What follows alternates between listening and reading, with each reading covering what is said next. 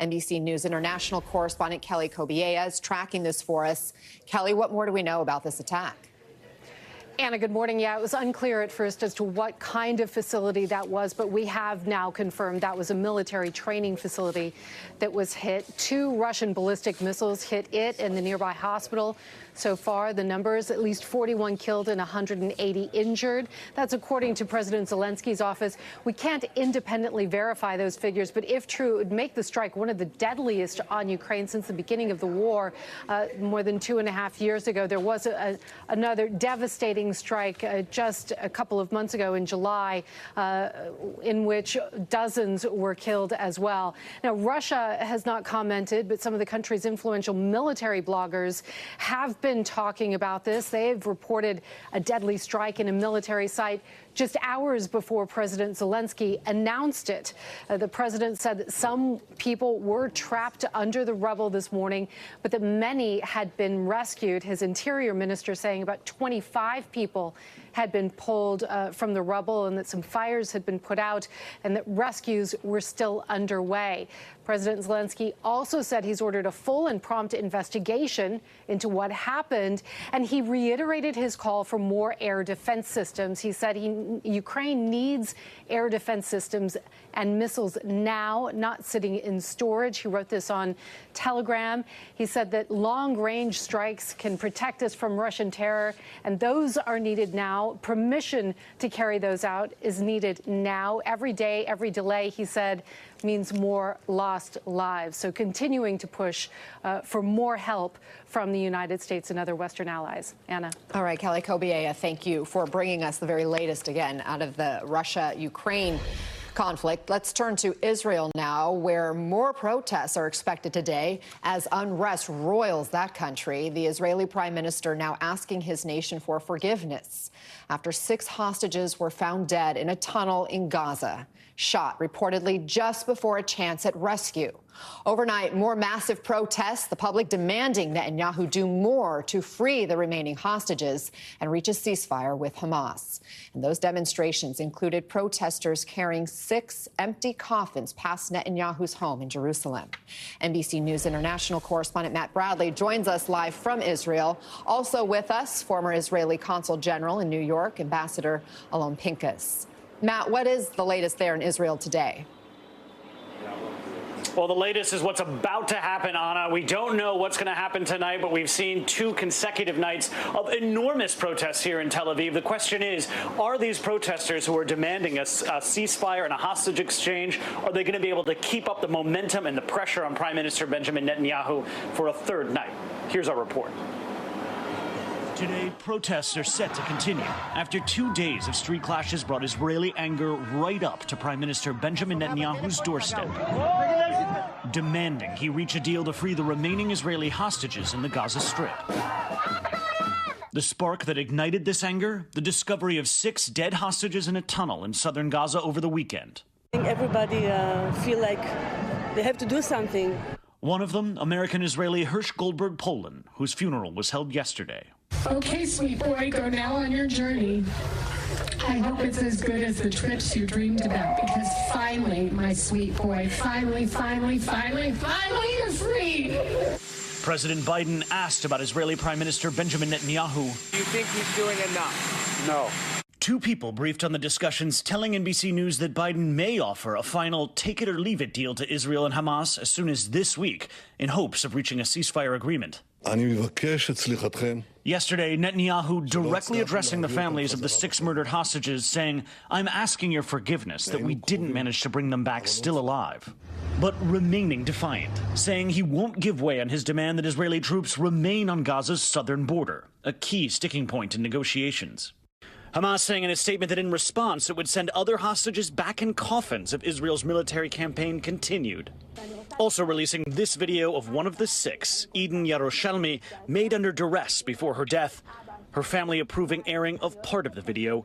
Eden telling her family she loves and misses them.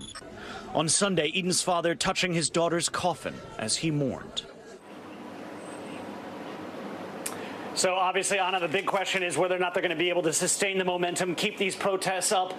But beyond that, the question is, will these voices in the streets be heard in the halls of power? Are they going to change their policies? Anna? Matt Brownlee, thank you for the reporting.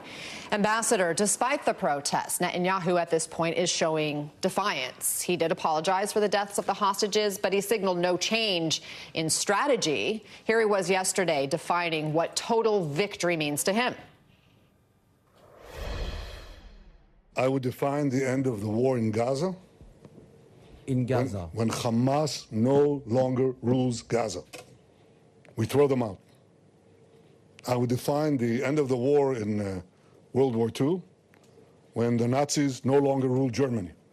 We're out to destroy the military capabilities of Hamas and the governing capabilities of Hamas, and we're well on our way to achieving both. That is total victory. So, Ambassador, what is Netanyahu's calculation in how to proceed in this moment? Prolong the war, Anna. That's his only interest. He thinks this is all subject to his political calculations and political survival.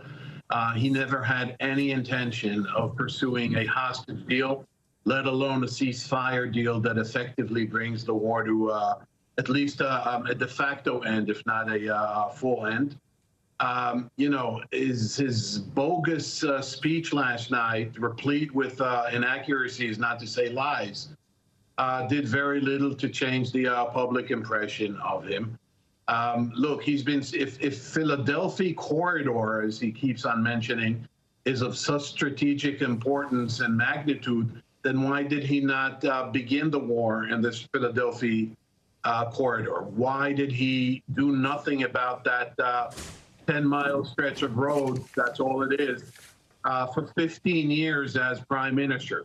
Why, by the way, not that it matters much to our viewers right now, but why did he vote twice in favor of Israeli disengagement from Gaza in 2005 that had left the Philadelphia road, the Philadelphia corridor, under Egyptian control? And the last thing, you call it defiance.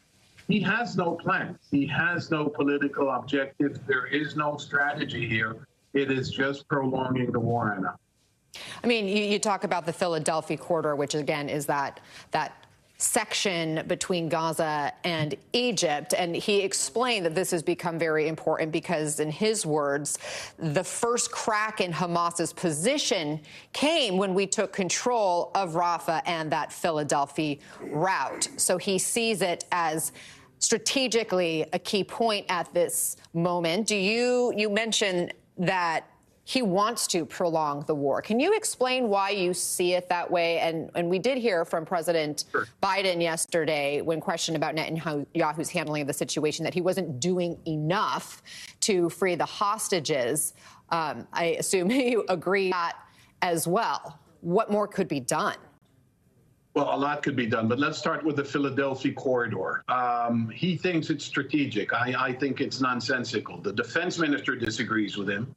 The IDF, the Israel Defense Forces Chief of Staff, disagrees with him. 4 different generals who commanded the Southern Command, the Southern Front, disagree with him.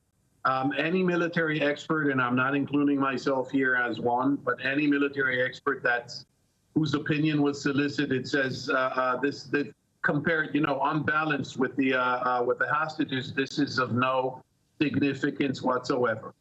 As for the Americans, Secretary of Defense Lloyd Austin, at the outset of the war in late October, and then again in November, asked specifically if the center of gravity of Hamas's military activities in the southern part of Gaza, nearing this Philadelphia road or Philadelphia corridor, as it is called, if that is the center of gravity, then why the hell did you not start the war there? Why the hell did you have to bombard and destroy half of Gaza, the northern part, and cause a mass humanitarian crisis if the center of gravity is indeed in that place? Now, why does he want to prolong the war? You asked the most important question, I think, Anna. Because it distances him away from October 7th. He feels that it protects him from mass demonstration. This didn't work 2 nights ago, but he thinks that in the long run, maintaining a warlike atmosphere keeps him shielded from political pressures and even from American pressures. He's even flirting with escalation in the north, with Hezbollah in Lebanon, and even with Iran. He needs this to subscribe to his narrative, according to which October 7th, Anna, was not just a Hamas terror attack, but it's indeed a civilizational, broad, multi-front war. Yep. That is why he refuses to end the war. That is why he never meant and never intended for 1 second to pursue a hostage deal. And what is most surprising, I go now to your last question, to your last remark. What is most surprising, I have to tell you, is the very flat learning curve that the American administration has. For God's sakes, you feel and you admit to being manipulated 7 times. How many times can you buy a used car from the same guy? He's telling you he'll do this. You say you'll present a take it or leave it plan. We've been there. We've done that. We've heard this so many times before. I hear your frustration and exasperation with this ongoing leadership in Israel as these 100+ hostages still remain hanging in the balance and the entire region remains a tinderbox. Ambassador Alon Pincus, as always, we appreciate your insights. Thanks for offering your perspective on the situation. And joining us now is Aviva Siegel, who was held hostage by Hamas. She was freed after 51 days as part of that earlier temporary ceasefire deal, but her husband, Keith, is still a hostage. Aviva, thank you so much for taking the time, and my heart is with you right now. After everything that has transpired over the past few days, the tragic deaths of those 6 hostages, these protests we're seeing, what are you feeling this morning? First of all, I want to say that Hirsch's family are my family now. And all the 6 hostages, we're like one big, huge family. I was there at the funeral. It was such a sad moment, and it's just impossible to even think that Keith might be the next one. I'm not prepared to even think about that. I want Keith and all the hostages to come back alive. I do not want them to kill Keith like they killed Hirsch, and then tell us that he's dead. And then when he comes back, they tell us that he was thin and looked like a skeleton. I am sick and tired of worrying and thinking about the conditions that Keith is in. I was there. I know exactly what he's going through. You feel like you're going to die any minute. They play games with your head. They just put the gun in front of your face and play games with you. So I want everybody to just try and imagine what it's like, thrown underneath the ground 40 meters while you can hardly breathe, lying on a very filthy, dirty mattress, with no water in the toilet, hardly with any food, and just thinking, when are you going to be dead? So I want everybody to wake up, and the whole world, it should stop. What they are, their conditions are not just like a simple jail. They are there in hell, threatened in such a brutal way. And it's just the most unhuman thing for us humans to know what they're going through and to just leave them there. It just sounds so horrific, so awful. Any word on Keith and his situation? You know that lots of people lately have asked me that. We got the video in April, but I want to tell everybody, it doesn't mean anything. It does not mean anything. Keith could be killed now. He could be tortured now while we're talking. The girls, they could be touched. And the Hamas terrorists can be allowed to do whatever they want to humans that have got hearts. And I think enough is enough. They've been there for nearly a year. And we need the whole world to get together. I am begging, please, please help me get Keith home and all the hostages. Absolutely. And you see the people in the streets in Israel, these giant protests supporting Keith and the other hostages, trying to pressure the Israeli government to secure their release. What does it mean to you to see this movement in the streets? Do you think it will change anything?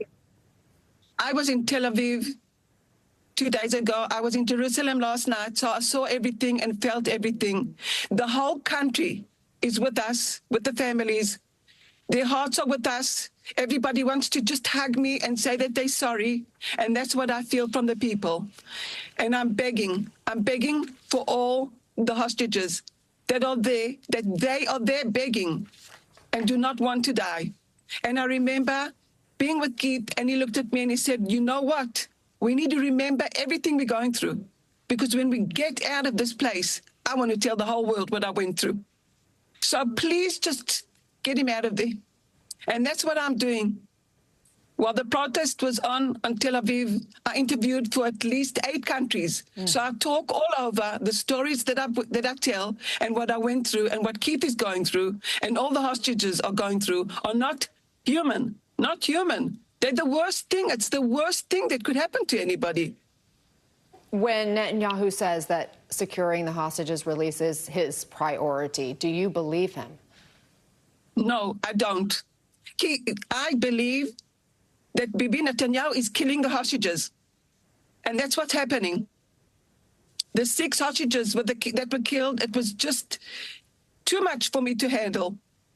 And too much for this whole country to handle. And that's what you see. The people have had enough.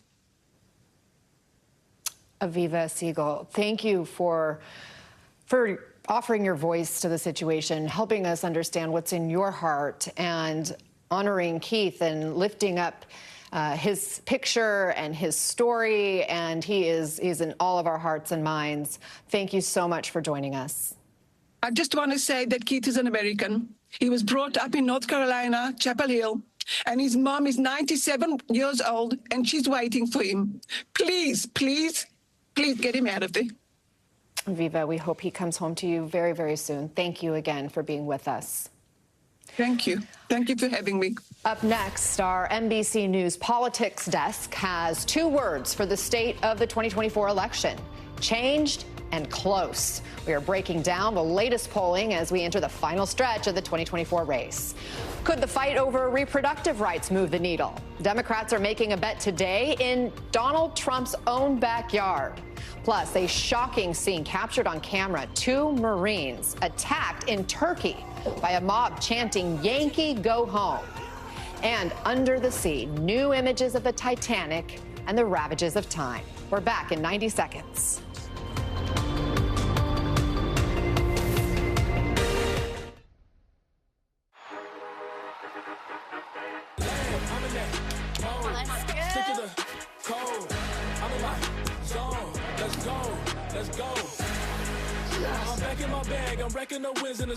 You've got your Sunday obsession, and we got you. Now with Verizon, get NFL Sunday Ticket from YouTube TV on us and get every out-of-market Sunday game. Plus $800 off Samsung Galaxy Z Fold 6. Only on Verizon. See you Sunday.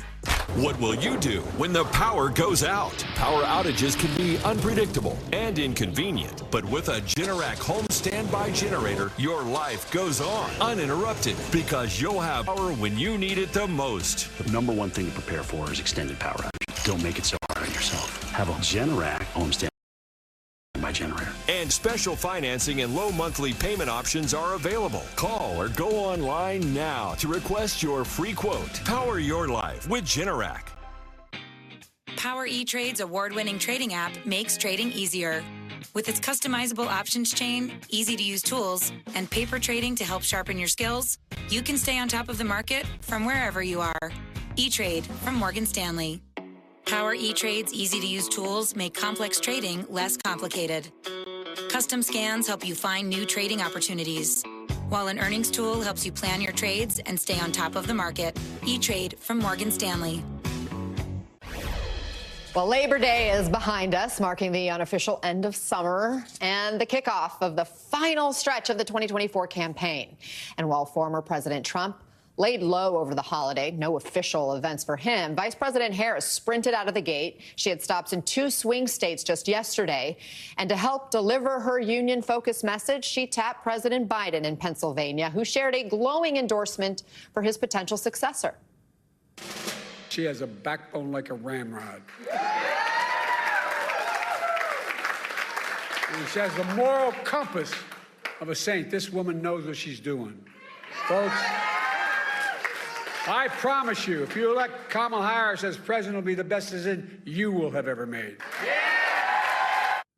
All right, let's bring in NBC's Steve Kornacki now, joining us from the big board to break down the latest polling. How are things looking? Yeah, Anna, well, here's the national average. What we got here is all of the recent major polls nationally.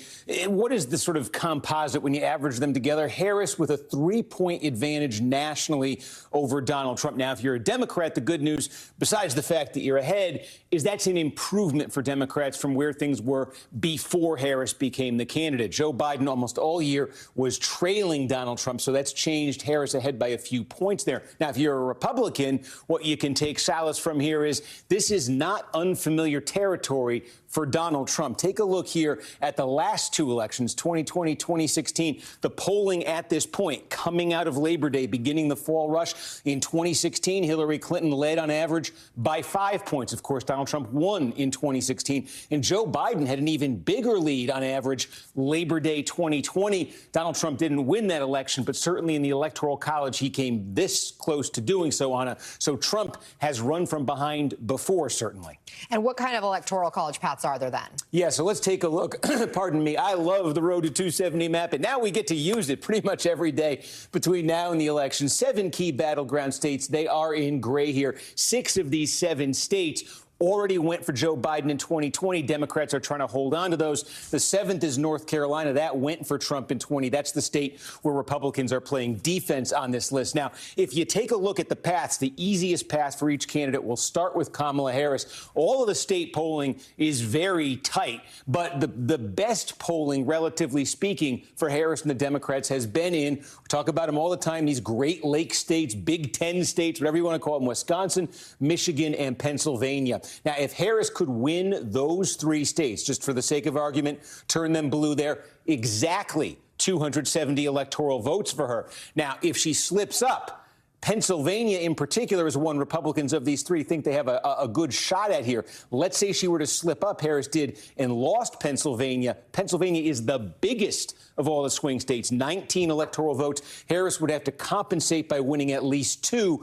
from the Sun Belt here. And for Trump's easiest path quickly here, it's to get Pennsylvania, it's to hold North Carolina like he did in 20, and it's to win back Georgia, which he very narrowly lost. That would get him to exactly the magic number. Okay, it's going to be a sprint of the next 2 months. Steve Kornacki, thank you very much. And now let's bring in senior White House correspondent for The Griot, April Ryan. She is author of Black Women Will Save the World, an Anthem.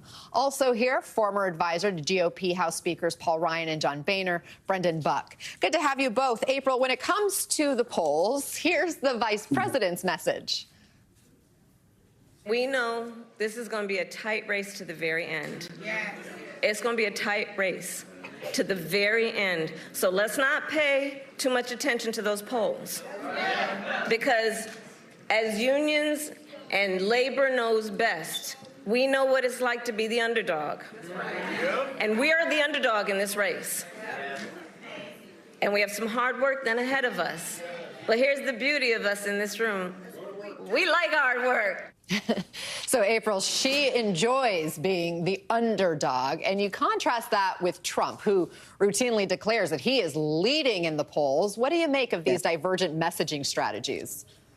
Well, first of all, it is about messaging, the clarity of the messages from Kamala Harris and Joe Biden this weekend versus Donald Trump, who's rambling, going to cemeteries and denying things, denying Project 2025. He's not as clear and succinct as Kamala Harris. And also her clapbacks. Her clapbacks have been phenomenal. And that's something that has been missing in a lot of the prior campaigns against Donald Trump. Everyone wanted to go high and stay above the fray. But now they know how to use the kryptonite against him, if you will, and hurt him by clapping back with fact. And also, when we talk about underdog, I can't help but think about Al Gore. He used to say he was the underdog, and it was a close race then, and look what happened. So she's got to be really careful about this underdog image. I remember what happened with Al Gore. It was this electoral college issue versus the popular vote. So she has got to keep clarity in front of her and fight against Donald Trump and get votes, register, make sure people go to the polls for her to have a win.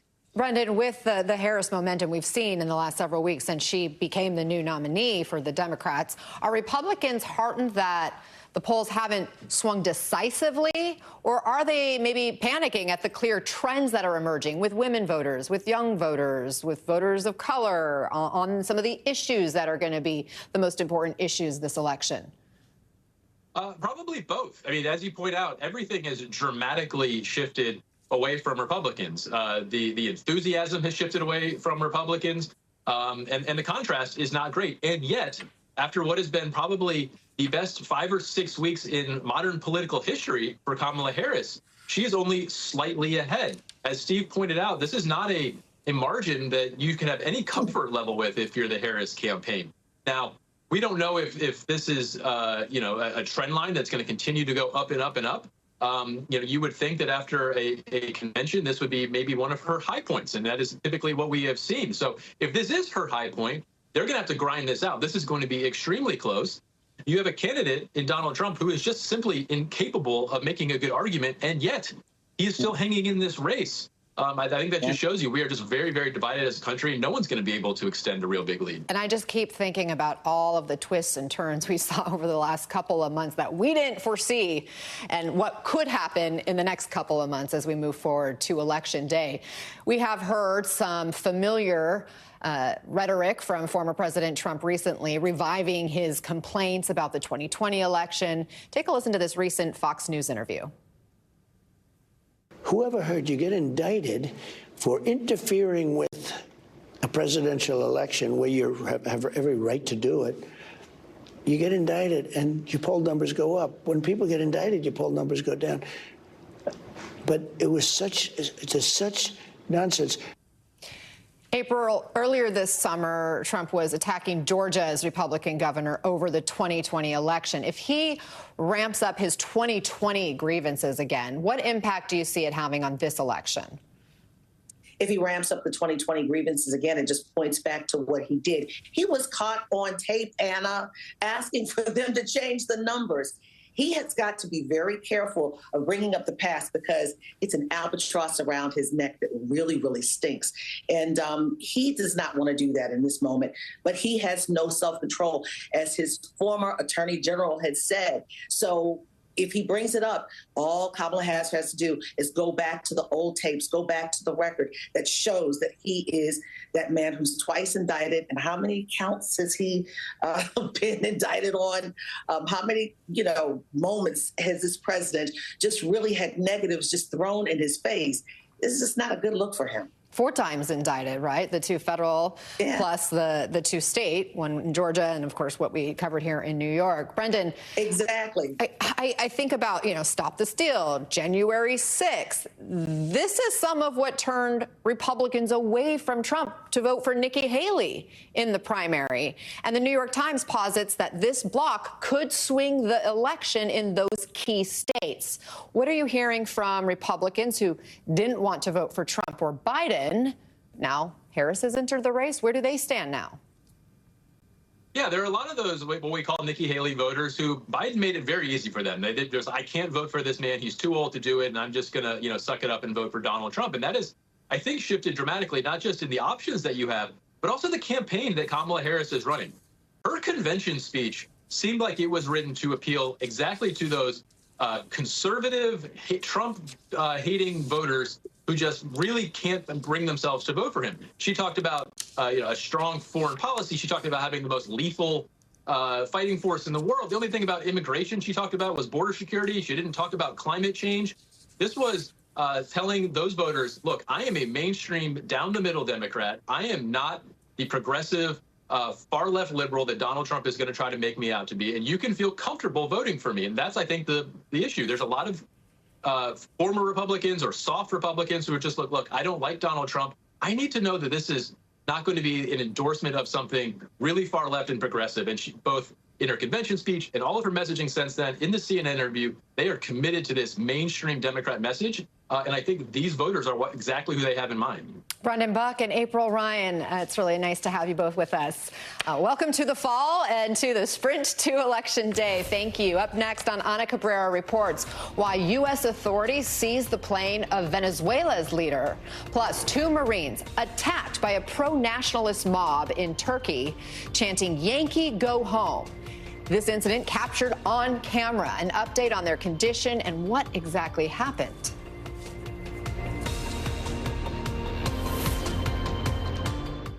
Hi, guys. Bill, you look great. Now that I have Inspire, I'm free from struggling with the mask and the hose. Inspire? Inspire is a sleep apnea treatment that works inside my body with a click of this button. Where you going?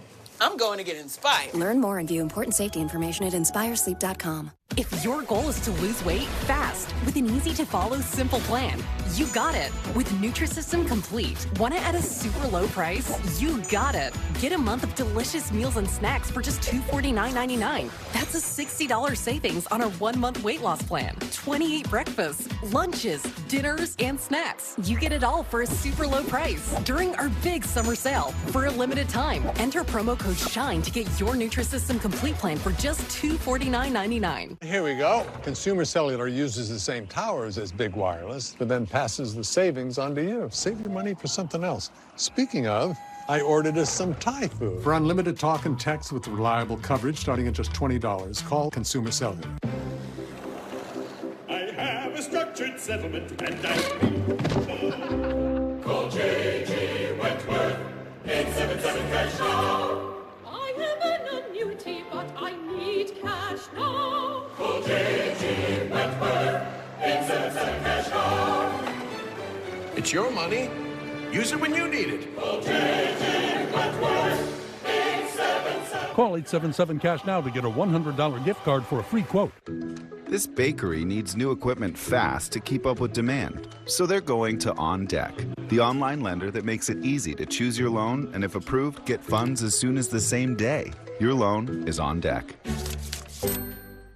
I need Q1 full index reports to my desk by noon, complete with comprehensive data analysis. Are you getting any of this? Charles. Yep, Otter's got the meeting notes. I'll ask it for action items in the channel. And Maria already asked for a budget reminder. Smart. By morning. Got it? Got it, boss. Otter, you got this. MSNBC Live Democracy 2024, Saturday, September 7th in Brooklyn, New York. Join your favorite MSNBC hosts at our premier live audience event. Visit msnbc.com/democracy2024 to buy your tickets today. The NFL is coming back with a 1-2 punch. It's kickoff Thursday, Ravens, Chiefs. Everything you got! And on Friday, from Brazil, it's Packers, Eagles. Only on Peacock. 2 nights, back to back. On NBC and Peacock. Welcome back. This morning, Venezuelan President Nicolas Maduro's plane is being held in Florida as evidence in a U.S. criminal investigation. American officials announced yesterday they had seized Maduro's plane in the Dominican Republic, saying it was illegally purchased from a Florida company in violation of sanctions. This stunning move comes just over a month or so after Maduro claimed he won Venezuela's presidential election, sparking international condemnation about lack of transparency and ongoing violent protests. NBC's Jesse Kirsch joins us now with more on all this. Jesse, help us understand how Maduro was able to purchase this plane to begin with and why the U.S. government is seizing it now. Yeah, so Anna, according to U.S. authorities, they're alleging that a Caribbean-based shell company affiliated with Maduro is how this was able to happen. That shell company, according to U.S. officials, purchasing this plane, which was in the United States, and then it was smuggled, according to U.S. officials, from the U.S. to Venezuela. And we're told that the estimated value of this plane at the time of purchase, around 2022 to 2023, would have been roughly $13 million. Officials say that this plane was almost exclusively used for flying to and from a Venezuelan military base, and that we're told this was also at times used by Maduro for visits out of the country. So you could effectively look at it as his version of Air Force One at times. He was using it to travel outside of Venezuela, according to U.S. officials. He asked how it wound up back here in the U.S. According to the Associated Press, this plane wound up in the Dominican Republic, potentially for maintenance, and that is where the U.S. government seized this plane and then brought it here. I am in Fort Lauderdale, north of Miami, at a hangar at this airport. That is where officials say that plane is currently being held, and it is now a giant piece of evidence for the U.S. government, Anna. And as we mentioned, Maduro is still facing international condemnation for claiming victory in that very highly disputed election. Protests are still ongoing. So what's the latest on that front? Yeah, and a reminder that the U.S. government has said that Maduro has falsely claimed victory, has not shown evidence to back that up. Just yesterday, Venezuelan officials called for the arrest of Maduro's opponent from that election. The opposition has also claimed victory in, as you mentioned, Anna, what is a highly disputed election. Okay, so that plot goes on. Thank you, Jesse Kirsch. Now to Turkey, and the moment 2 U.S. Marines were assaulted by a group of young Turkish nationalists. This was all caught on camera, and the video posted on social media shows members of this group restraining one of the service members before then putting a bag over his head, all while chanting, "Yankee, go home." NBC's Keir Simmons has more on this frightening incident. Keir? Hey there, good day to you. The US Navy has multiple warships in this region, in the waters of Iran and in the eastern Mediterranean. Now the National Security Council saying in a statement it is troubled by the assault on 2 US Marines and that Turkish police are taking the matter seriously. This morning, Turkey says 15 people have been detained after 2 US Marines were physically assaulted in broad daylight while on a break during a scheduled port visit. The violent scene caught on camera shows several men holding the Marines, who were not in uniform, by force and placing a bag over one of their heads. At one point, one man, unable to break free, shouting for help. According to local officials, a group of 15 people, including 13 men and 2 women, attacked the service members who had been dressed in civilian clothes. The mob, part of a nationalist, anti-American youth group, were immediately apprehended. Officials say 5 other Marines were involved. The 2 Marines who were attacked are assigned to the 24th Expeditionary Unit on board the USS Wasp and were taken to a local hospital as a precaution, but sustained no injuries, according to a Navy spokesperson. The Turkish nationalist group, describing themselves online as soldiers of struggle for a fully independent Turkey, posting the assault on social media and writing, "US soldiers who carry the blood of our soldiers and thousands of Palestinians on their hands cannot dirty our country," adding, "Every time you step into these lands, we will welcome you as you deserve." The USS Wasp is part of a massive US Navy deployment in the Middle East, including 2 aircraft carriers that's aimed at deterring Iran amid rising tensions over the war in Gaza. With all that US firepower concentrated in this region, it is notable that Iran has not launched a direct attack on Israel since April. That being said, the US Navy is stretched, and this incident just underscores the challenges of this deployment. So scary. Thank you, Keir Simmons. Up next on Ana Cabrera reports how Democrats are putting reproductive rights front and center in Trump's own backyard. Plus, calling all Costco bargain hunters. We are breaking down the cost of the first membership hike since 2017.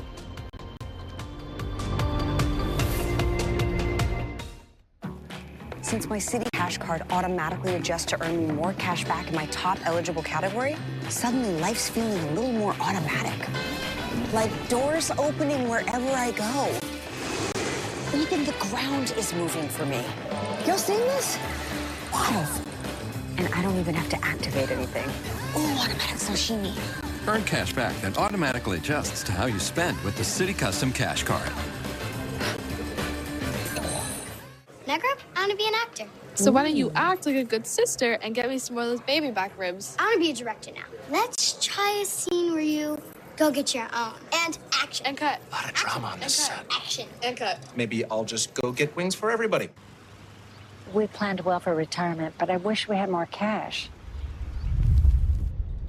You think those 2 have any idea? That they can sell their life insurance policy for cash, so they're basically sitting on a gold mine? I don't think they have a clue. That's crazy. Well, not everyone knows Coventry has helped thousands of people sell their policies for cash, even term policies. I can't believe they're just sitting up there. Sitting on all this cash. If you own a life insurance policy of $100,000 or more, you can sell all or part of it to Coventry, even a term policy, for cash or a combination of cash and coverage with no future premiums. Someone needs to tell them that they're sitting on a gold mine and you have no idea. Hey, guys! You're sitting on a gold mine! Come on, Do you hear that? I don't hear anything anymore. Find out if you're sitting on a gold mine. Call Coventry Direct today at 800-459-2600 or visit coventrydirect.com. This is the easiest non-toxic swap you'll ever make. Lumino's toothpaste was made by dentists designed to break up plaque and remove any toxins in the mouth. So it'll deep clean your teeth and whiten your teeth without any sensitivity. Find Lumino toothpaste at a Walmart and Target. Want the effects of Viagra, but faster? Meet Rose Sparks. They contain sildenafil and tadalafil, but Sparks dissolve under the tongue. Dissolvables work faster than old school pills. Connect with a medical provider at ro.co/sparks. It's lunchtime, and Gary is double booked. Good thing Gary's company uses Otter's AI meeting assistant to take notes and generate a summary. So Gary doesn't miss a meeting and can regain his lunch break. Try now for free. Visit otter.ai or download the app. We just signed the lease on our third shop. My assistant went to customink.com to get new uniforms with all the locations. He found great products, uploaded new art, and had boxes sent to all the shops. Custom Ink makes it so easy. Get started today at customink.com. Introducing Splenda Stevia. Grown by farmers to help people reduce sugar. Our plants are sweetened by sunshine. Grown on our farm. Enjoyed at your table. This morning, Democrats are launching a bus tour focused on reproductive rights right in Donald Trump's backyard. This bus tour begins in Palm Beach County, led by Senator Amy Klobuchar, and it will include other top Harris allies. It's expected to make 50-plus stops in critical states throughout the fall. And their goal is to highlight Trump's role in the overturning of Roe v. Wade and the threat a second Trump term would pose to reproductive freedoms. This comes after a whirlwind few days last week, you'll recall, when Trump appeared to waffle on Florida's abortion ballot initiative and the issue of IVF. Joining us now from Palm Beach County, Florida, is NBC's Marissa Parra. So, Marissa, today's kickoff event is practically happening in Trump's backyard. What's the message from the Harris Walz campaign? Well, Anna, good to be with you. I hope you can hear me. It is just getting started here behind me. I will point out that there were a few counter-protesters outside of the Harris Walz campaign kickoff bus tour that we're at right now. And some of those Trump supporters were shouting, "You're in Trump country." So this not lost on the Harris Walz campaigners here. This was something that was done by design. And to make a statement here, there's a couple of things. One, we have abortion rights on the November ballot. This is a key critical issue. But two, as I talk with Senator Klobuchar, who is headlining this event and might be taking the stage any moment now, I spoke with her and asked that exact same question, Anna, because the big question is why Florida, and here's what we heard. So with states like Florida, and starting the bus tour here just couldn't be more perfect because the guy who messed it all up and is responsible for this assault on women's rights lives only 10 miles away. So why not start in his backyard to make the point? Now, Senator, I know that you're headlining today. So, Anna, I thought it was very interesting. You look at the battleground key states among the Harris Walz campaign. Florida is not among the 7. So I really thought that it was interesting that they chose this as the first state. But really the message that I'm hearing from the campaign team here is that Florida was chosen, one, because they really want to stress the importance of abortion rights. This is a reproductive rights focused bus tour. But then also, not only with Amendment 4 on the ballot in November, they also are trying to send a message that they believe, even though Florida went red, they believe Florida is still in play for Democrats, Anna. All right, we heard that group behind you fired up as they kick this off. Thank you, Marissa Parra, for your reporting. Former President Donald Trump's lawyers will be back in court this week for what could be a crucial hearing in the federal election interference case. the Thursday hearings before Judge Tanya Chutkin and will determine a new schedule after the Supreme Court ruling on presidential immunity upended the case earlier this year. Jack Smith's team wants the court to start considering arguments about which actions were covered by immunity immediately. Trump's lawyers want to postpone those hearings until after the election, which would delay any trial until well after the inauguration. Next on Ana Cabrera reports, hotel workers on strike. Could the movement expand to more cities in the coming days? Plus, say it ain't so, Costco. The first membership fee hike in 7 years is hitting your wallet.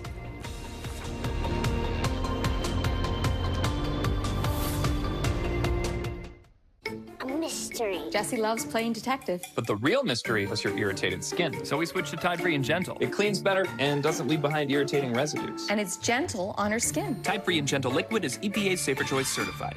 It's got to be Tide.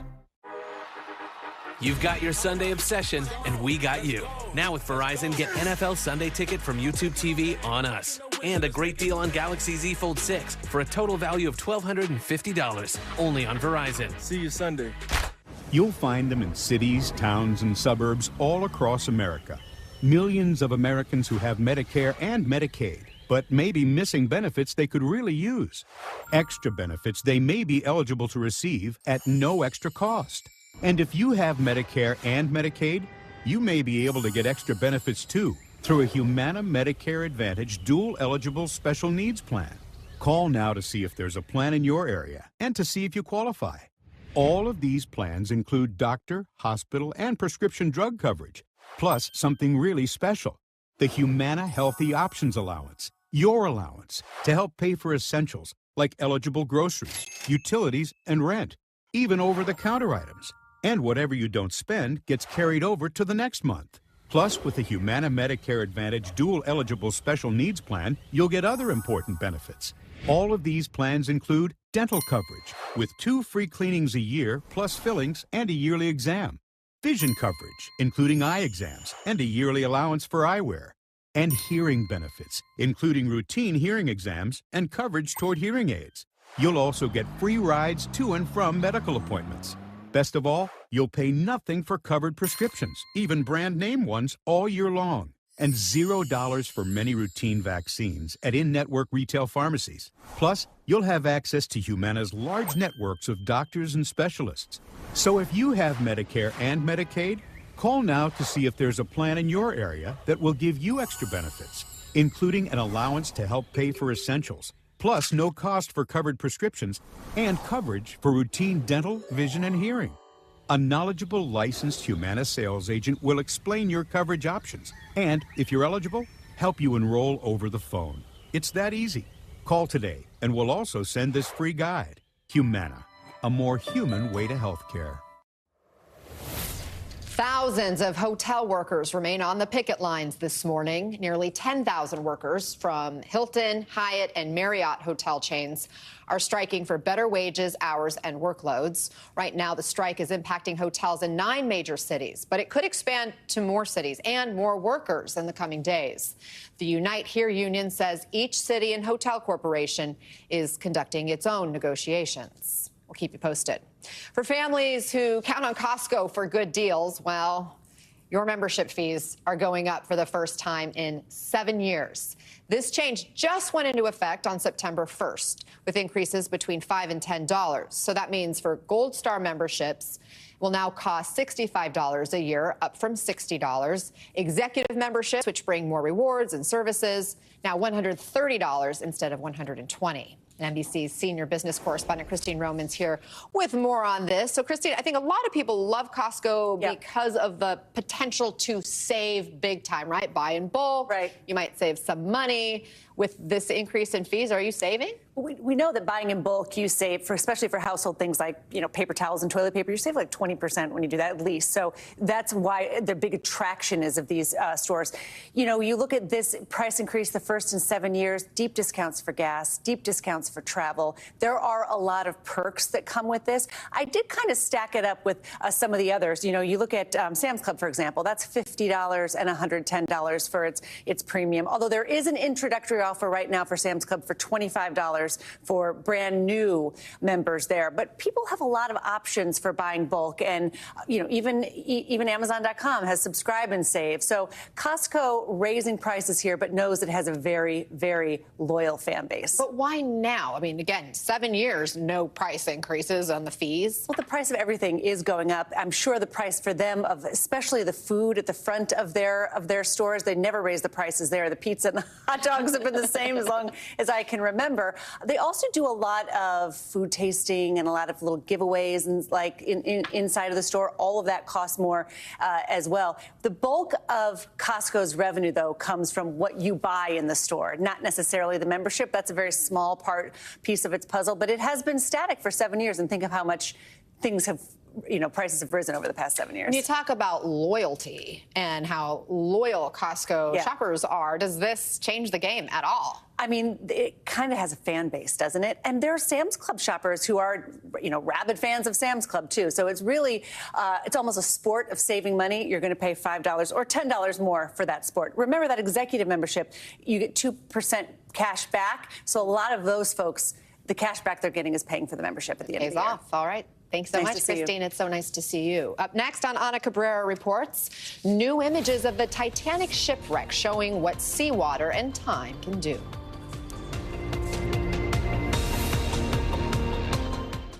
If you have Graves' disease, your eye symptoms could mean something more. That gritty feeling can't be brushed away. Even a little blurry vision can distort things, and something serious may be behind those itchy eyes. Up to 50% of people with Graves could develop a different condition called thyroid eye disease, which should be treated by a different doctor. See an expert. Find a TED eye specialist at isitted.com. What Tractor Supply customers experience is personalized service made possible by T-Mobile for Business. With T-Mobile's reliable 5G business internet, employees get the information they need instantly. This is how business goes further with T-Mobile for Business.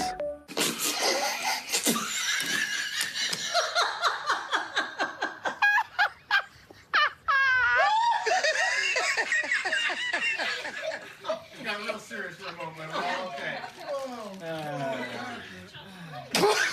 What's with the what? What?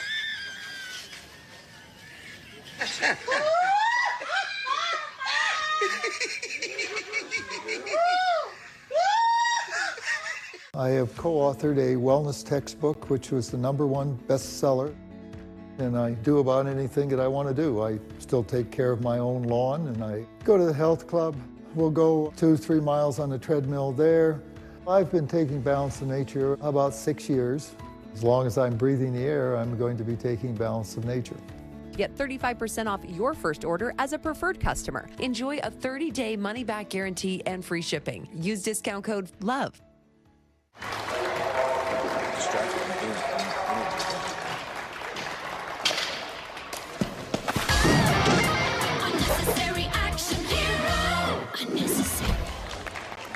Was that necessary? No. Neither is missing your daughter's competition to do payroll. With Paycom, employees do their own payroll, so you don't have to miss your daughter's big day. Time to shine. Get Paycom and make the unnecessary unnecessary. Quince has been my best kept secret. I love luxury at affordable prices. If I want to dress down but still look amazing, they have it. If you need jewelry, they have it. I get so many compliments. The whole outfit, one-stop shop. Get $20 off your first purchase at quince.com. I still love to surf, snowboard, and of course skate. So I take Cunol Magnesium to support my muscle and bone health. Cunol's extra strength, high absorption magnesium helps me get the full benefits of magnesium. Cunol, the brand I trust. Lumino is the first fluoride-free toothpaste I've ever found that actually works. My dentist was blown away with how clean and white my teeth are. My gums and teeth are so healthy, it's crazy. You can get Lumino toothpaste at Walmart and Target. We need a small business loan fast. I got this. Loan Falcon! There's a better way to get a fast small business loan. Go to OnDeck.com, and if approved, get your funds as soon as the same day. Your loan is on deck. All right, team, saddle up. I want Q1 full index reports on my desk by noon. Are you getting any of this? Yeah, Otter's got the meeting notes. I'll ask it for action items in the channel. And Maria already asked for a budget reminder. Smart. Got it? Got it, boss. Otter, you got this. Why do couples choose a Sleep Number smart bed?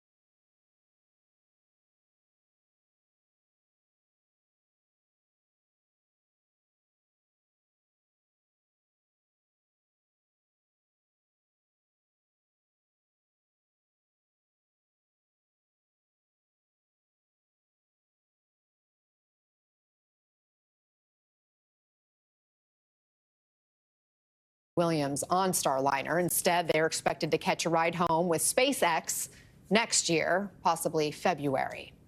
And now a new look at the wreckage of the Titanic. Researchers have been able to capture millions of fresh, high-resolution pictures and footage of the iconic vessel like it's never been seen before. NBC's Kelly Kobiea has more on this incredible sight under the sea. Kelly? This is the Titanic as we've never seen it before. Researchers with the RMS Titanic spent 20 days at the site of the wreckage using unmanned robotic submersibles to capture more than 2 million of the highest resolution pictures ever and 24 hours of high-def footage. Deep beneath the Atlantic Ocean, a new look at the legendary Titanic. These fresh images exposing an altered landscape 2.5 miles underwater. The ship's most recognizable feature, the iconic bow, showing signs of inevitable decay. A 15-foot-long portion of its famous railing broken off, now on the ocean floor.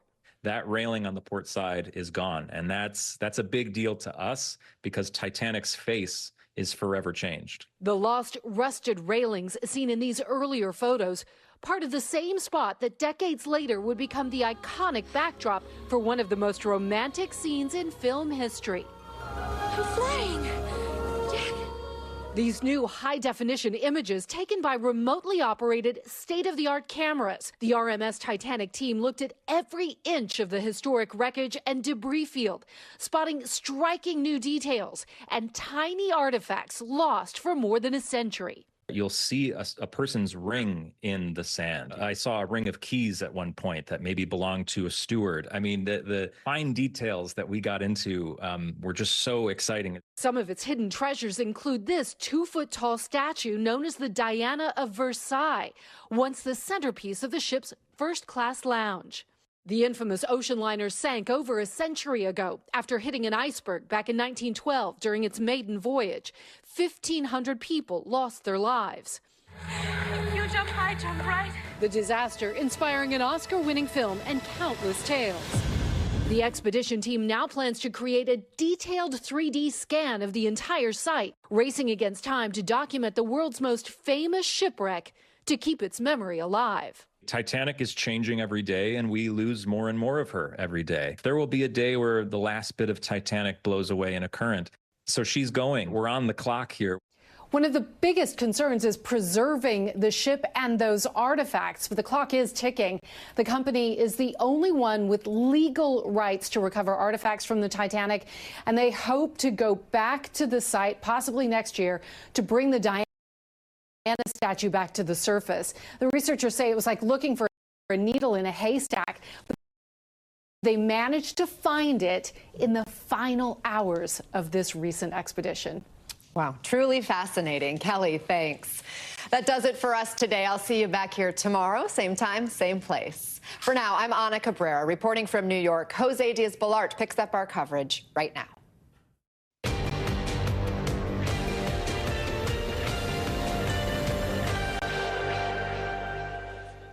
Good morning, 11 a.m. Eastern, 8 a.m. Pacific. I'm Jose Diaz-Balart. We begin this hour with breaking news in the Russia-Ukraine war. Just hours ago, Russia launched one of its deadliest strikes since the war began, killing 41 people, injuring more than 180 others in central Ukraine, according to Ukrainian President Zelensky. The missiles hit a military training facility and a nearby hospital. NBC's chief foreign correspondent Richard Engel has been on the ground in Ukraine, and he is going to be with us in just a moment. Meanwhile, and we'll bring you that interview that Richard just held with Ukrainian President Zelensky this hour. I want to now turn to Israel, where today more protests are expected amid growing demands for a ceasefire deal. The latest demonstration sparked by the discovery of the 6 bodies of 6 hostages being held in Gaza, shot and killed by Hamas as IDF forces were close by. In an address on Monday, Israeli Prime Minister Benjamin Netanyahu